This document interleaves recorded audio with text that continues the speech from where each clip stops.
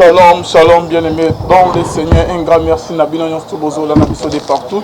Bonzambe, Nabozambe, Lola, Ezofuta, Simananto, Yakolobaki, Nzamba, Boto, Poye, Lissusua, Pinaman, soit Azo, Saïlabiso, Elongo, na pasteur, Fezami, si à la bouche autorisée de l'éternel depuis Zurich, na Filo Mukoya Motema, Yabivens de Homo depuis Londres, na maman Gisèle, Lukelo Motema, papa, Emmanuel, et na Boston. Bonzambe, na Bonzambe, Lola, Ezofuta bien-aimé, Bonzambe, na Bonzambe, Yesunde Mosukisi, les mains ne triomphent jamais, toujours dans le cadre à informer, Bino. Lolo Torosolani est dans la mine Roloba, Yakosola bien-aimé. Bon, mon a émission, tout ça, il a fait passer bien-aimé. Lolo, prophète Nabino, prophète Deniles, l'homme de pétage bien-aimé dans le Seigneur, et il est lié dans la famille. Lolo, prophète Deniles, basé en bonne relation que na mamatina. Moi, si je bien aimé dans le Seigneur, qu'est-ce qui se passe entre les prophètes Deniles, Tomoni Bilili ba photo, prophète Deniles a cueilli la deuxième femme bien aimée, et ça libiso passe. Boyebi douleur oh que maman tina monité moi si na bien aimé, oh que moté ma passe les autres salaïté. Le lot que ba comme un niveau que bas ensemble que ba divorcer, il paraît. Toyoki ke Deniles na mama tina bada sunda kumote libala ekufi. Tokoloba lisus nini bien aimé na bamakamo tozomo na corps de Christ. L'homme de pétage prophète Deniles pasteur Wario. Ayak a dénoncé baninga. Ko s'attaquer na Mike, ko s'attaquer na ba pasteur, ba apôtre Mutombo Kalombo, ba évêque Mukuna, ba Francis Joël Bonaboy. Mais il y a un azaline exemplaire. Pasteur Deniles, bomoni ba photo, abali mwasi yami balé na ndenge moko en cachette quoi. Ba photo e bimi bien aimé bilili et panzani. Boni collection ingratitude makas go prophète Deniles quand tu étais en prison. Bakangi osali ba ané belé na prison mais to moni mama o maman sina mama tina ndenge a souffrir otiki ye na bana anyo kwa mina ko s'occuper na église na ko sala boye bona boye avandeli yo fidélité et le lobby mi prison prophète Deniles okoki ko se maîtriser te okoki ko maîtriser ba posa ya nzoto na ote ko sala boye mabe ko sala boye mabe. Bon, quand il s'était que apparition tout émission tout prophète Deniles sa sala a diboso média et que maman tina za contente na yango et azala d'accord na yango te bien aimé.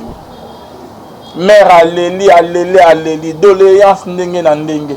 Tine le prophète Deniles a confirmé na ba photo tozo mona na ba émission qui accueille ko bala na moi si mususu. O lemi mona moi so bonyo kwa minae. Mais lelo eza fimbu ya nzambe toni ebimi na poisa ba photo ngo pe panza na ba vidéo. Prophète Deniles l'homme de pétage abali deuxième femme en cachette moi na poto. Bible zoloba que il est honteux de vous dire ce qu'ils font en secret. Ya bana ko s'attaquer na baninga tala lelo. Ko na niveau pe divorce et comédie na kati église bien aimé. Tozo ko bana sujet na biso. Divorce ezali biblique to eza biblique. Tout comme un serviteur de Dieu alemi moi sinon ou comment akeno ba la deuxième femme. Kozana basimi baye miso ezali biblique to eza biblique. Ko divorcer ko se remarier na moi si musus eza biblique to eza biblique. Olobaki na Francis Joël ah tout moi si obali ya mundele ah mela bakisa bokoko mindele balinga nzoto trop ce que tout boboye moi soit na boyo ya mundele ce que to yeba ke yonde mabeze ezo utepa na yo parce que yo poke obala deuxième mois où va l'église des réveils du Congo. Tozali na prophète Gédéon Bekama qui n'est pas présenté. Boyebi est très bien l'homme de Dieu. Shalom. Shalom papa. Bonne santé, ça va? Ok, que le Seigneur bénisse tout celui qui aura l'occasion de suivre cette émission. L'homme de Dieu, réaction non. Collègue Nayo, papa Nayo, collègue Nayo, a outil bala moi musus. Yami balo monde.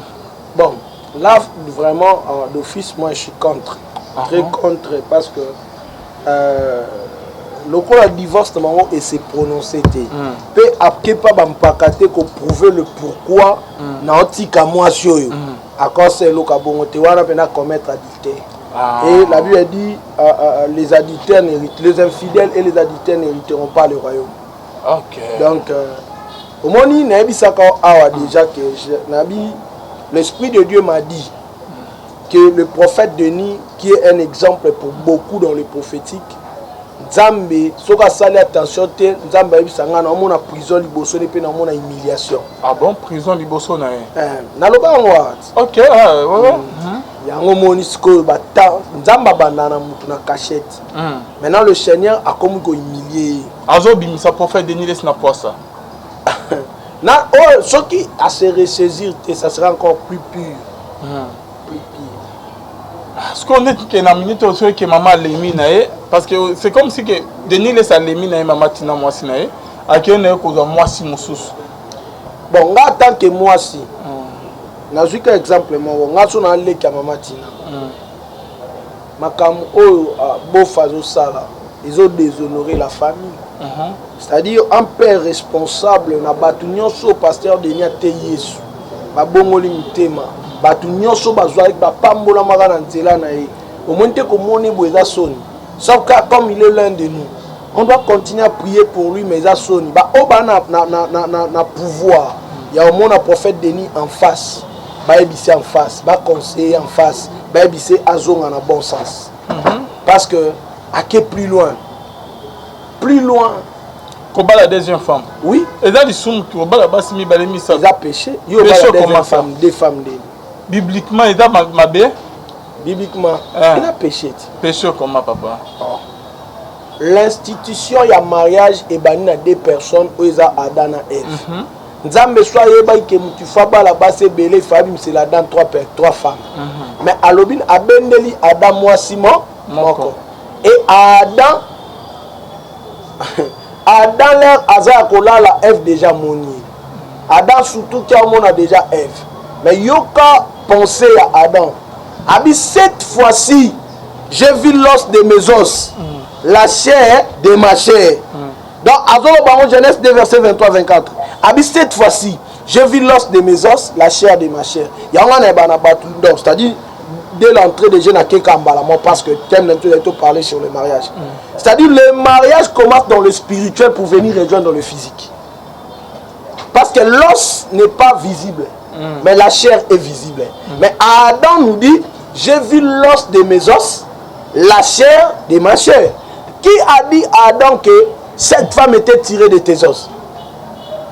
Donc Adam a déjà repris sa vie sur enseignement sur le mariage. Que mariage est bandagana boutou et soukagana moi. Yango moni mukolo frère Jacob. Azo ke no bala nanda kwa laba, ba pesa kele ya na boutou pour comprendre na tongo que bongana na besoin Rachel.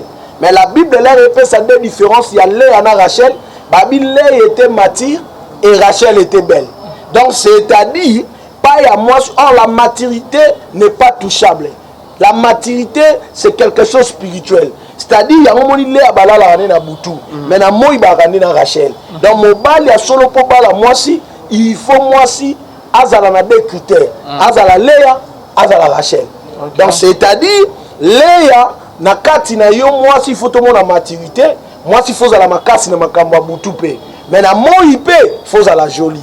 Donc c'est-à-dire moi si babanda na spirituel, neto suka na physique. Na physique. Mais prophète je de temps ozo ba ke mokuwa ya mikuwa na ngane Adam monaki mais nzama zo ka mokuwa mo no parmi ba mikuwa na akoka pe ozo deuxième mokuwa troisième mokuwa. Ah bon est-ce que nzamba zo batazo moko?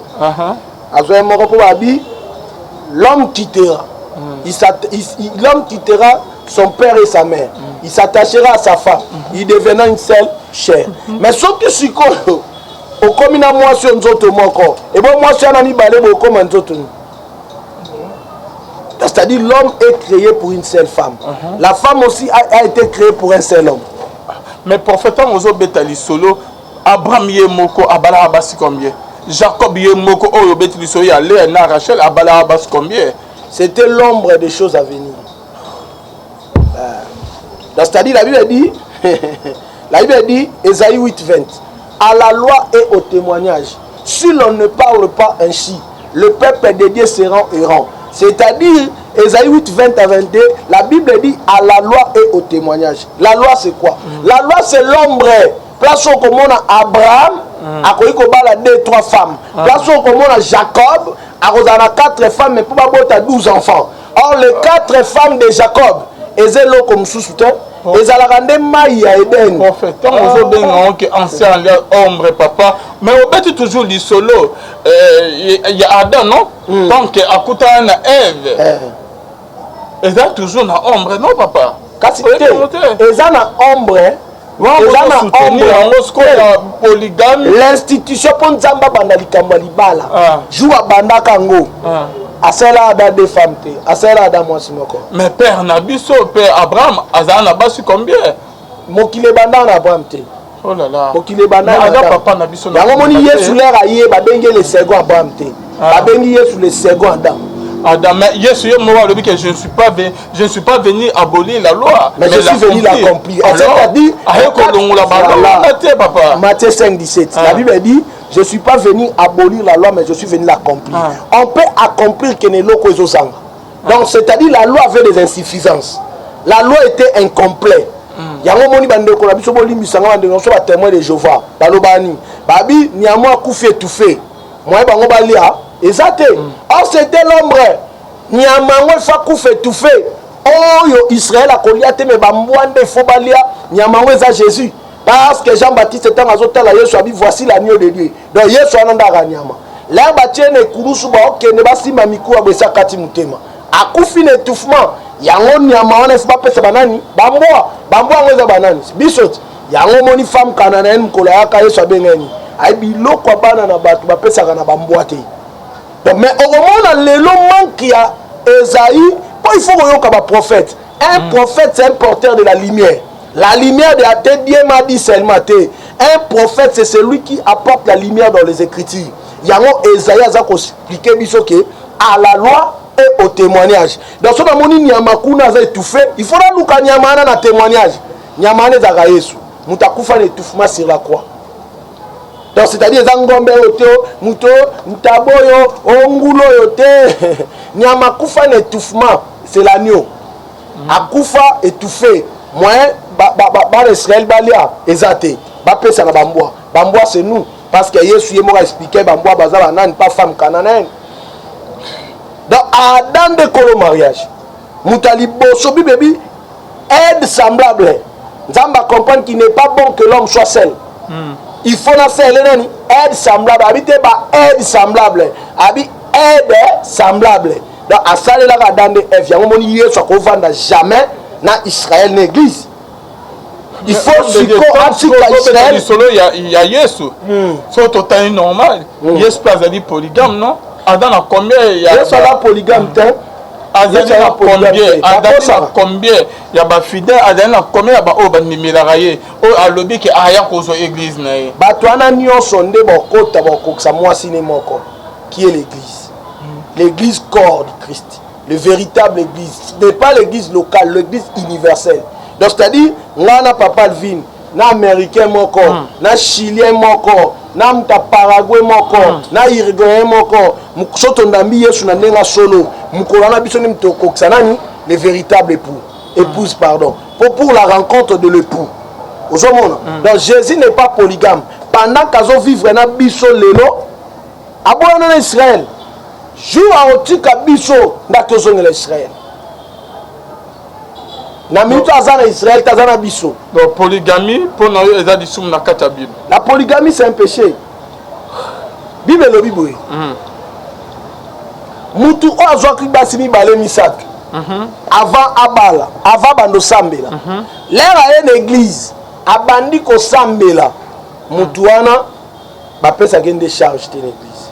Okay. C'est-à-dire, à nos prières normal na basi na ye, mais charge ne à aujourd'hui. Parce que c'est sa vie de l'ignorance.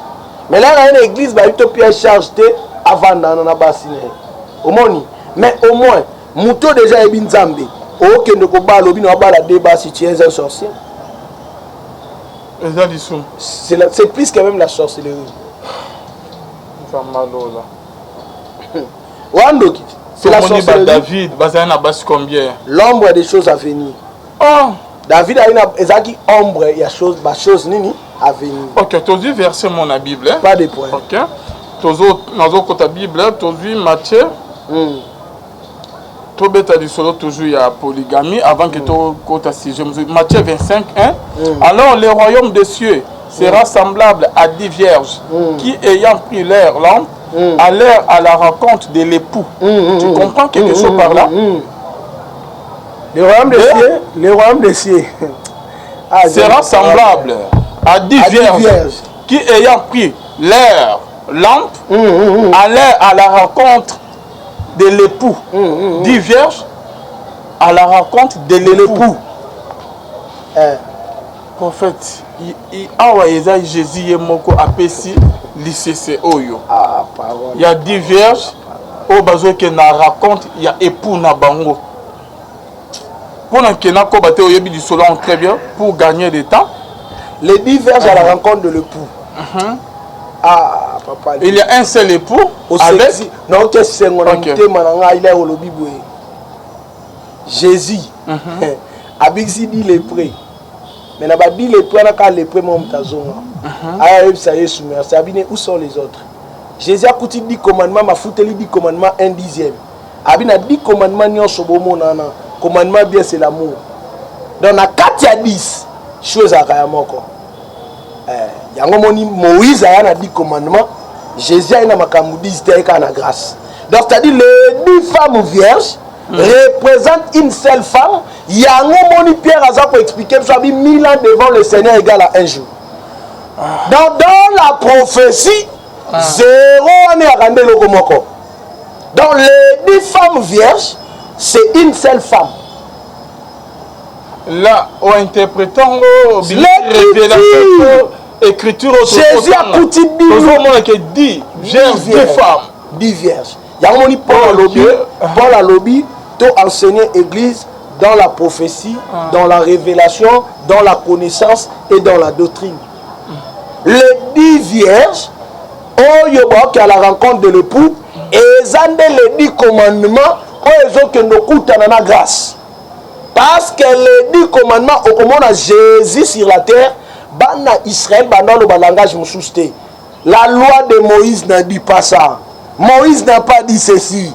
Moïse n'a pas dit ceci. Donc c'est-à-dire les 10 vierges, on a rencontre l'époux, mais pour 5 bases à la imprudente, pour 5 canons bases à la prudente. Or les 5 bases à la prudente, c'est ça les 5 ministères. Oh, Jésus soit installé pour l'église. Il y a un moment où Esaïe a expliqué Jésus par rapport à Bassi. Esaïe 4 lobini. Les 7 femmes baye balobini. Pesa bisoka kombo, koliana kolata biso moto bandosala. Nyo seza biso moko. Mais yo pesa biso nani ka kombo. Yango moni c'était une prophétie parce que les 7 femmes représentent les 7 églises de l'Apocalypse. Yango zo mona lelo, toana be église ebele abazwa ka kombo Yesu basani. Bacha. Mais makambu nyonso babasa na kati wana, Jésus n'est pas responsable. Mankiona, escroquerie, kindumba, nyonso ya mabe, bazwika kombo mobile libala baseni, balati. Donc pour nous, polygamie est bien té. C'est la sorcellerie. À bali des yeux, moi c'est ça du sou. Ce qui est qui a divorcé na moi si n'a pas raison moko valable. Parce que moi je dis le mariage, on ne peut pas parler de la divorce car c'est que autrefois car pour Ninekoti, mais ngai ponanga, local la mariage ya mama Tina, eza aron prenant officiellement te. Pour moi na nzambe to pasteur tie modèle. Là on nous prenant moi il faut oser un argument solide. Et qu'on convaincre tout le monde vraiment que ah libalo yo a qui n'a raison à se retirer. Mais jusqu'aujourd'hui, cela n'est pas encore défini. Tout le monde est en cachette. Personne qui est qui pêche. Il y a des journalistes d'investigation. Il paraît que les journalistes d'investigation ont des photos, des images. Mais Joël Français à Bali, à Tcharo populaire, à Tcharo public. Mais ceux qui m'ont dit que les camarades m'ont bêté, à Bali, dans la coulisse, pourquoi? c'est un péché. Merci beaucoup, professeur Gédéon. Naka oh papa, c'est que maman Tina a signé divorce. Et ça, c'est normal. Quand c'est un cas dicté, soit c'est un divorce, c'est un bête. Mais le problème, c'est que c'est un Nzambe. Il faut d'abord, ce qui est grave, pendate, zawana. Ah, il y a un grave, ah, mais quand on écoute, on a un responsable. Mais tu dis, c'est grave. Papa, Bible le bien. Au cause de na cas dicté, on a pouvoir pardonner. C'est-à-dire, si là où il y a l'amour, l'amour supporte tout. Il peut aussi pardonner. Mauvais conseil, les canons, maman Tina, il faut ça la caboué, non. Comment on peut construire un foyer dans la ventile, papa. Bana besoin d'être protégé, éduqué, encadré, scolarisé. Bana besoin d'affection maman na papa. Ngana wesa maman Tina, ce qui pena pour nangai, j'attends bela prière, kolinga ba mauvais conseil mingité. Je dois vraiment attendre dans la prière, c'est le Dieu d'Israël qui est le véritable conseil. Oui, papa Salima B, mais qu'on a évité sa divorce. On a évité sa divorce. À me camper, qu'on prier, puis à l'oukaba. Maman, il y a biso, il y a sage dans beaucoup bazali. Maman bazali, à je donne des cantons aux autres adultes. On dirait que verset, il y a bien besoin de bélander. Moi, sinon, c'est au canine, moi, et le béla mobilité. Bible, comment la loi juive? Hein? La loi juive, oui. Ok, vas-y, le bas, non? Bible, comment la loi juive? La loi juive, de loi mosaïque, chez les juifs, par contre, c'était preuve à nos Jacob a bota dina. Mais par contre, dina, par contre, les 12 frères. Mais dina, par contre, parce que loi, il y a Yuda, moi si, abundarate, moi si, parmi Mibali, alobarate. Il y a la Bible et comment la loi juive. Mais devant Dieu et l'homme et la femme, tout ce moment a même prix qui est le sang. C'est-à-dire, mon privilégié à Zaraté. Privilégié à Zaraté.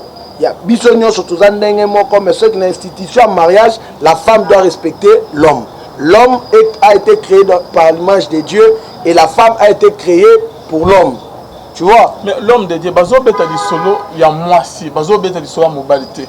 Deni yoko lobake mama Tina akope oboya deni les akanye na kaya adultère. Tandis que Bible saute tani na Matthieu, Jésus est mort, mais moi je vous dis, celui qui répudie sa femme sauf pour cause d'infidélité, bazolo bela moi c'est bazolo bela mobilité. C'est comme si dans écriture papa Yesu a retraité quand concernant Bassi et non Mibali. Jésus même nos disciples moi qui a été na Bassi. Selon Luc 8 verset A au monde qui va y a Bassi puis va soutenir et aider. Mais Jésus parlait que de ses 12 disciples parce que la loi juive est contre la Bassité. Non compter Mibali. Mais le mariage, je te dis, voilà pourquoi je te dis que la Bible reconnaît que le mariage est un mystère. Dans le cas de mariage, moi c'est un motema, Mobali pas un motema, papa. Mobali a kozoka, moi c'est pas kozoka. Ozomona. Kolobateka que Mobali de on a droit au boya moi cité. Les Bibles zolo non papa. Mais qu'on a biso na servante munene ya Nigeria, te perdre ndé. Ya Nigeria no a emanze mo toko ya anglais, te perdre point. Peut-être version te bomicheti. Lorsque l'écriture est mal interprétée, l'écriture tue. C'est-à-dire les écritures tuent, mais l'esprit vivifie. Donc c'est-à-dire, l'écriture est comme la moutou lion. Si vous avez besoin de Samson, lion, miel, ou un katitozwa. Or, miel, ou c'est l'esprit. Donc l'esprit de Dieu va nous aider à bien interpréter les écritures. Peut-être moi, si j'attends l'écriture, ma béa, non, c'est la cam, yenda boyanga, ma qui est dans Koufa. Non, c'est la cam, kobeta, l'autre famille. Est-ce que vous dites que famille wana ba perdante? Yé en bas là, mobile en bas là, moi si nous souchou. Mais famille wana ba ozo moi si abo moi na bango wapi. Supposons si ko ngana nde to abana mibali we wana nde kona psa moi si. Mais wana ba on il a cas adultère, il a peut-être. Yango na yebiso dans le mariage d'ailleurs. Jésus a bien dit, l'écriture dit quoi? L'infidélité. L'infidélité na ba tebele ba grévango kaka na dité. Infidèle est dité. Infidèle, Moutakoza l'appelle infidèle, surtout le dans le dictionnaire, même la trahison et l'infidélité. Même Yoshua Bissina Likamo Bomba, n'a quel nom exposé, n'a infidèle. Je ne suis pas fidèle. Nakati y a mot infidélité. Par définition, l'infidélité est liée à Mbele Nakati. Et à dit non. tunangani Ni.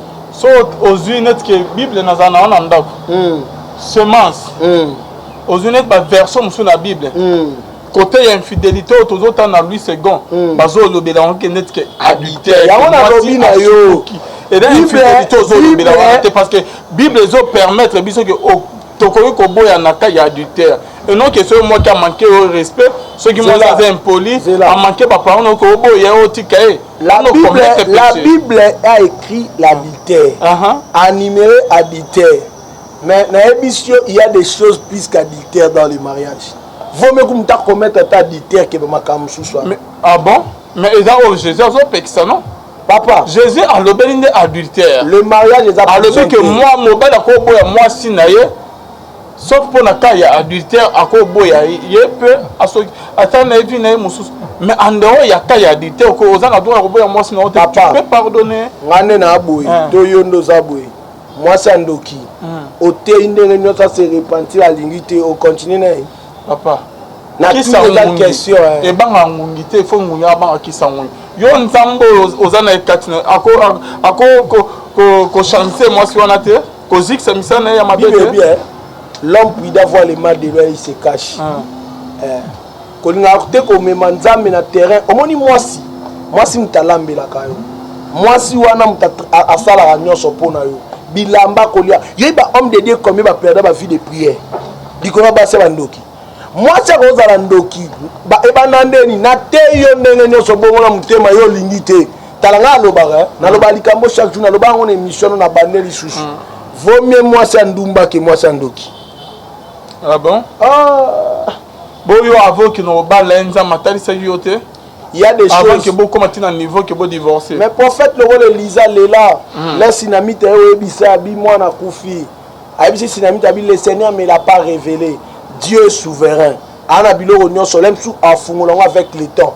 Lemsu afungola lelo yango moinga na choki na expérience autozui le mariage est banana côté spirituel. Soki Jacob et Dieu 7 ans pas joie Léa. Et Dieu 7 ans pas joie Rachel.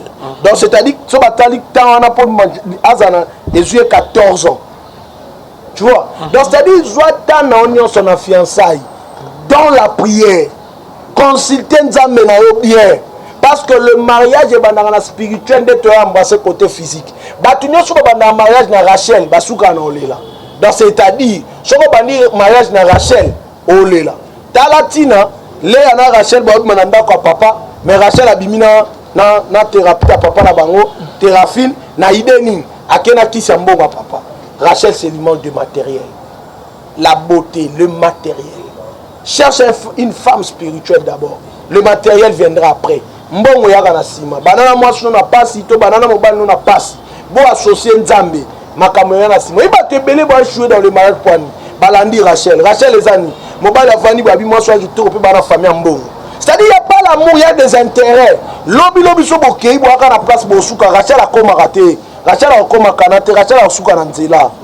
Le mariage nyonso ba banana Rachel asuka na nzela. Asuka na nzela point parce que lula beauté, lula matériel, lula babiloko mais plus banda na côté spirituel, on dit même Bible dans la Genèse, lorsque le Seigneur créa le jour, il y a un soir, il y a un matin. Ne ba benyango jour. Dans ma communion son nzamba sala mokiline boye et banda na spirituel et ko suka na nini na physique. Tu sais même batebele ba baraté. Les mariages a beaucoup de choses. Tu sais pourquoi même Esaü ba matela elo ko anate. Tu sais pourquoi Esaü a été rejeté par sa mère. Rebecca ina Esaü pour nini Genèse 26 verset 34. Tangi la bison pardon. Genèse 26 4. Esaü que na ozo mwasi moko Judith. Maman na bango bina sepeli te yo kozwa mwasi na mboko Esaü. Ça veut dire il y avait l'amertume dans le cœur de son père et de sa mère. Jacob prit donc qu'il était à quelque chose moi si pas ma famille ya maman na pas non connaît. Pourquoi? Parce que à comprendre que le même combat mon frère a réussi. Wana zwangote. Genèse 26 34. Genèse 26 34. OK. Esaü, âgé de 40 ans, prit pour femme Judith, fille de Béri, et Étienne, et Basmat, fille d'Elon. C'est bon? Continuez. Ils furent un sujet d'amertume pour le cœur d'Isaac et de Rebecca. Ah, donc à cause de Judith, tu as l'air et Zawak. Donc ça dit pour Rebecca, guerre et banda de Hawana Vida Oyo. Dans le mariage de Biloko, il faut tout ton temps à bien te préparer. Moi, si je suis contrôlé spirituellement, après na côté physique. Caractère à moi, c'est qu'on a besoin de mes parents. Caractère à moi, c'est qu'on a besoin de mes parents. Il y a des hommes, il y a des hommes à côté de moi qui ont fait maman moi si, papa moi si, bande quoi moi si. C'est-à-dire, moi si je suis une éducation à y papa, tout dépend des éducations. Il y a des familles qui sont banda babota miti bakoli. Akana place mutafinga mutu mama na ote. Ah OK. Parce que okokutana mobali moko boye likamuke boye ni mama na pauvre, famille pasi mama na yo. Est-ce que c'est un homme? Pour na yo faut boya na so que moi si na yo a fini maman il faut boya au seigneur divorce. Bon, na encourager yango te divorce mais omoni ba maman eza maman moi c'est za maman mobali papa moi sito papa mobali bato ba boteli o être o wana yo zana ye ba mériter respect ma sécurité neti ngai na éducation nga ma femme soki un jour pendant ne comme la biso ponga bana na bota mana na bunda na moi c'était na mona mibali ba buni na moi si ba beti moi cité mais un jour soki nzamba permettre comme la nga moi suis o ya ngai o telemi o finga maman na ngai to papa na ngai ah na habité d'ailleurs on a profité pour sa maman le l'homme que maman soit kufaka le 23 avril maman kufara lelo et là quand tu 6 ans à ça ma belle nzambe aya mamoli moné na kimia donc c'est-à-dire moi so refinga maman na ngate o refinga papa na ngate ce qui a fini mobali peut de même bon tout na bandel tout dépend de l'éducation d'une personne à une autre yo un homme de Dieu mais ndengande elekate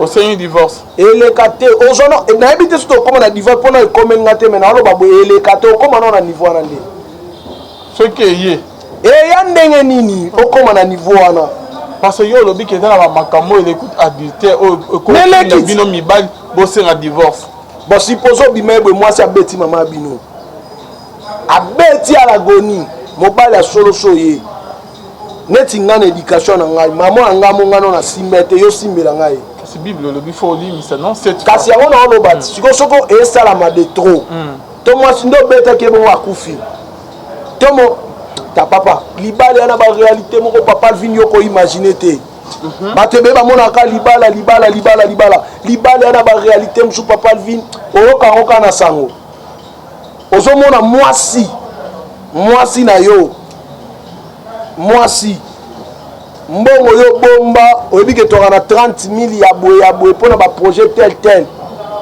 mais mwasi azwa mbongo wana lem so asisa yango nyonso yo na makantinolere oyo ata mbongo boye mbongo ya te libala yana baréalité ebele bato bamonaka libala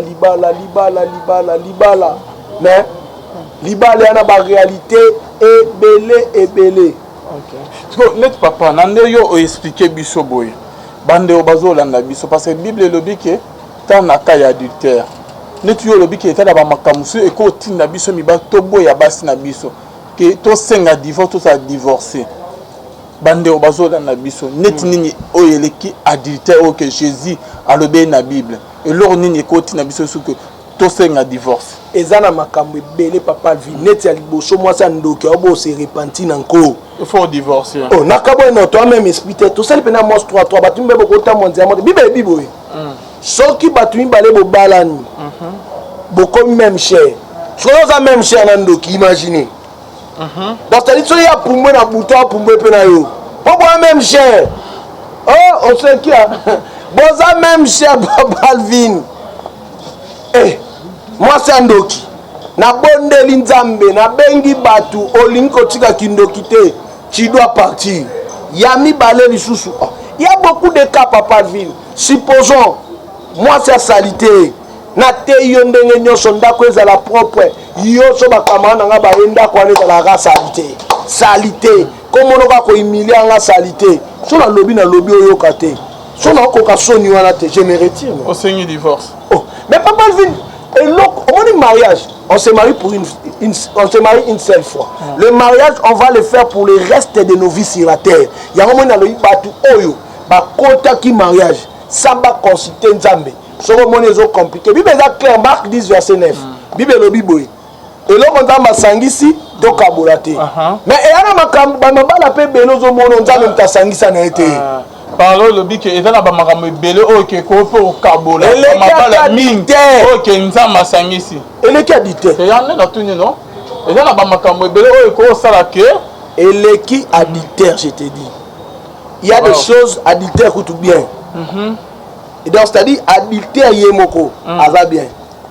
Donc vous m'écoutez adultère. Donc dans le mariage la Bible est un mariage mystère. Non faut nini la Bible est un mariage mystère. Mystère na linga ya mabombami. Na mariage et na makamusu sur le qui na adultère na makasi. Mais Yesu alobeli on tient la Bible l'homme de Dieu. Quand on parle de l'infidélité n'est pas seulement l'infidélité. Yesu azolobe so tali na ba version musu ya Bible ezali adultère papa. Infidélité ezali trahison. Infidélité ezali trahison. Mais Yesu azolobe ndé adultère. L'adultère. L'adultère, Bible peut se pouvoir. Okoiko bengana ye, okoiko tika ye. Ndenge moko pe na makambo na otangela yo. Okoiko bengane, okoiko tika mais il y a des choses. Il y a des choses. Yondo zolo bela ngozo bakisa. Mais Paul azolo bana 1 Corinthiens 7 non. Yondo zolo bakisa. 1 Corinthiens tanga na Bible. 1 Corinthiens 7 à partir verset 9. Impolitesse. À partir verset 9 yoka Paul. Matin on doit parler dans 9 to matin. Tika nga mona ta mbango. 1 Corinthiens zula nga. 1 Corinthiens à partir verset 9. Donc 9 hein? OK.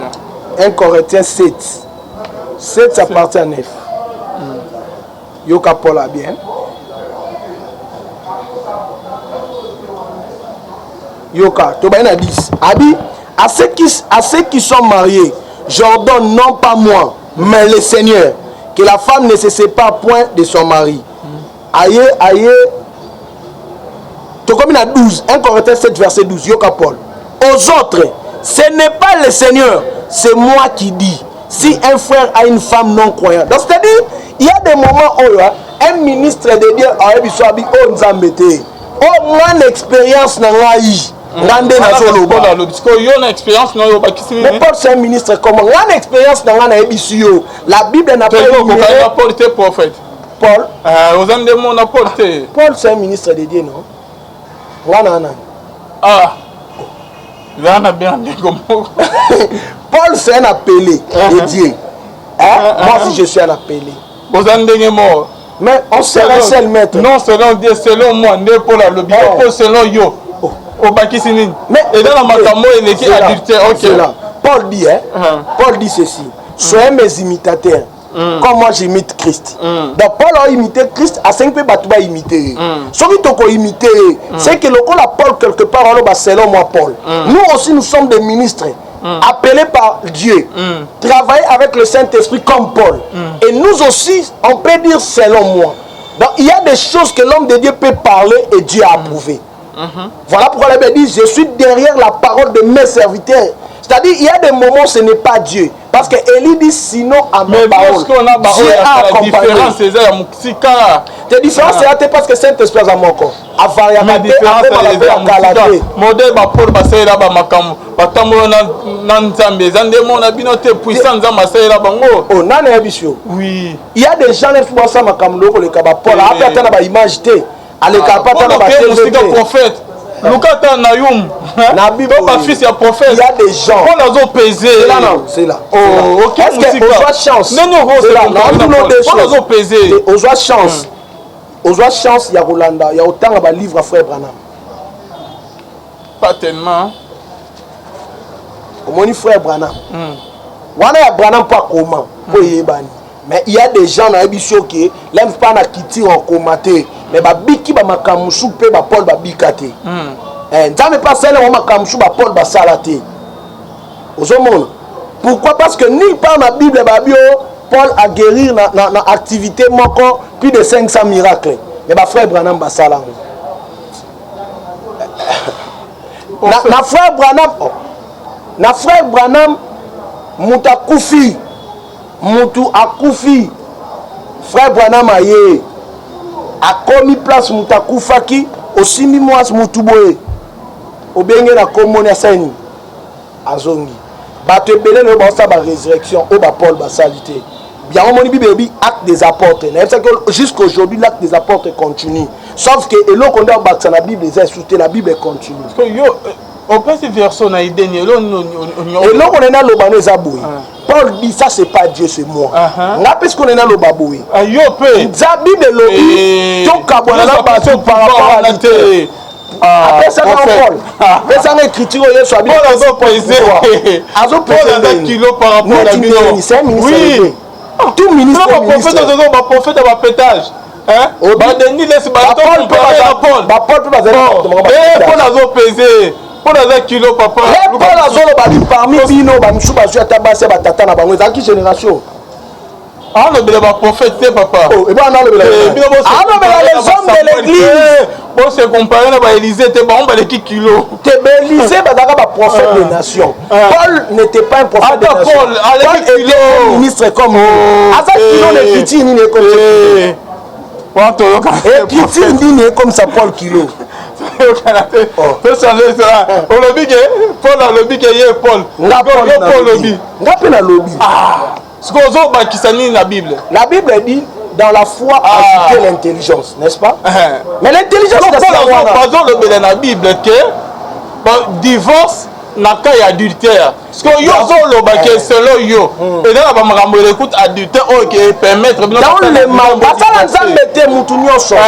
dans le mariage il y a des choses et les qui même adultère na makasi en fait yeso lo bele monter yo lo bele biso ndeni on la zo ba que ce qui ange alikolo aye ko yebisa bino makambo ke ngana te bino te to serviteur musu qui soit maudit papa papa on risque de maudit pendant maudit en pleine mission Paul a maudit ngate oh là là Paul a créatif le kolanga Paul appelle le kolanga parce que yo zo ma comme ya Paul et verset monté Paul a le que ceux qui serviteurs musu ayo côté ya bino makambo nga Paul na lobi na bino qui soit maudit on y verset on a te congolais nini on y verset on te papa malé mes prophètes on y verset on te verset Bible oh là là Bible alors bango na peuple à Galate yo kangai ateaki peuple à Galate donc Bible nyons tout numéro la Bible c'est tout que concernant qui a lobela qui peuple mob balobeli bisoté tout temps on a un correcteur c'est te tanga te za Bible yo lobi to bakisa na Bible te o Bible lobi te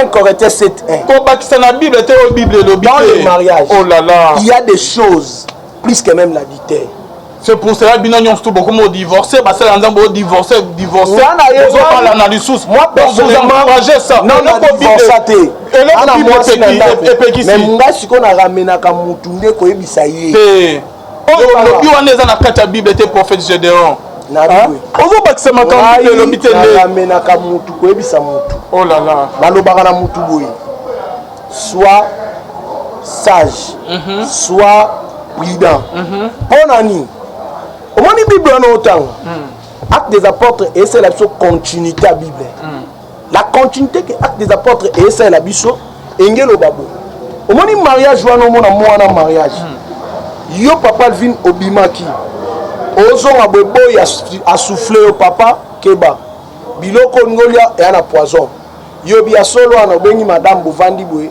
obi bobenga mbwa bazu biloko wana bapesi mbwa kufi eza numéro na Bible te mais moi c'est bon mais itafa na liba nzamba batela ba oyaye adam nzamba bateli otikino esusu prophète celui qui a biboira prophète tala l'esprit de pardon doit être là mais dans le mariage il y a des choses plus que dans le mariage il y a des choses plus que l'adultère j'ai dit encore obota mwana no libanda obalani na mwasi yoka oboti mwana no libanda obalani na mwasi dans le mariage outi musalo ya bwe mwasi abomi mwana on est d'abord exemple yozo pesa ça va faire des sociétés quand il y a mais Jésus le bénéron non Jésus le monde continue yesu atiaka na micro te lelo ngana totea na micro est-ce que ça biblique micro papa prophète te abi micro eza biblique papa prophète micro eza biblique maka à mesure mokili kokende tozodécouvrir ce kodécouvrir jésus pas contre na jérusalem asengi bayele ane mais nga so nakende france fo naluka avion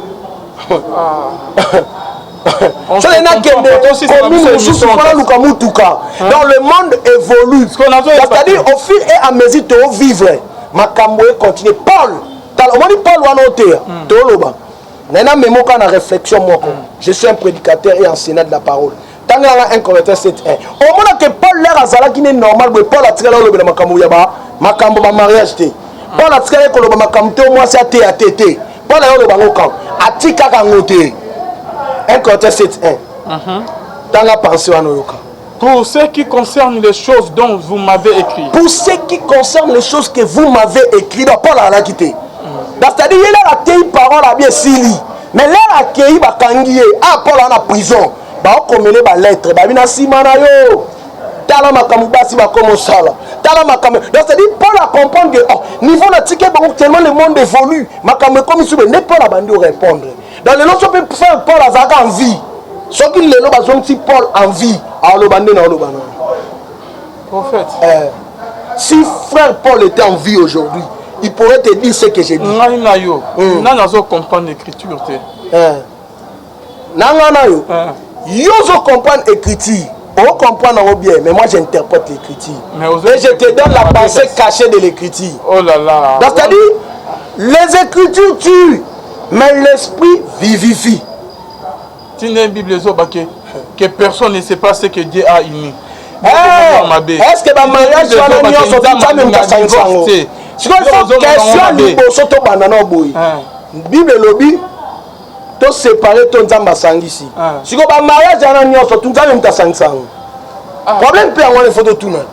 Batana no soit bala na nzamba même dans 500 ans. Merci beaucoup. C'est la fin de notre émission. Je crois que bande au balandi. Ba o badana mituna utu boko tuna biso.